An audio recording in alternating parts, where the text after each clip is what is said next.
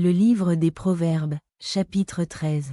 Un fils sage écoute l'instruction de son père, mais le moqueur n'écoute pas la réprimande.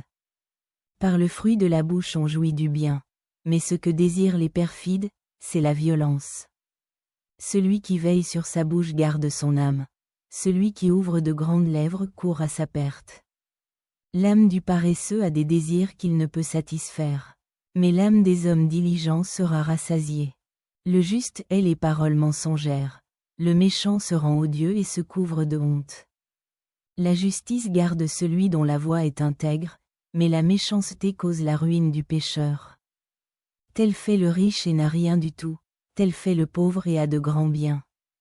La richesse d'un homme sert de rançon pour sa vie, mais le pauvre n'écoute pas la réprimande. La lumière des justes est joyeuse, mais la lampe des méchants s'éteint.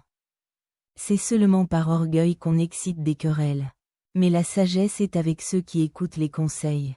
La richesse mal acquise diminue, mais celui qui amasse peu à peu l'augmente. Un espoir différé rend le cœur malade, mais un désir accompli est un arbre de vie. Celui qui méprise la parole se perd, mais celui qui craint le précepte est récompensé.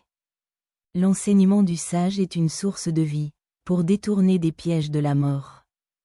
Une raison saine a pour fruit la grâce, mais la voie des perfides est rude. Tout homme prudent agit avec connaissance, mais l'insensé fait étalage de folie. Un envoyé méchant tombe dans le malheur, mais un messager fidèle apporte la guérison. La pauvreté et la honte sont le partage de celui qui rejette la correction. Mais celui qui a égard à la réprimande est honoré. Un désir accompli est doux à l'âme, mais s'éloigner du mal fait horreur aux insensés.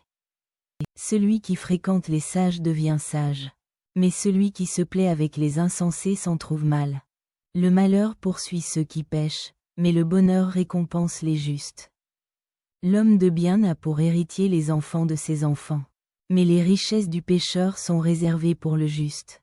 Le champ que défriche le pauvre donne une nourriture abondante, mais tel périt par défaut de justice. Celui qui ménage sa verge est son fils, mais celui qui l'aime cherche à le corriger. Le juste mange et satisfait son appétit, mais le ventre des méchants éprouve la disette.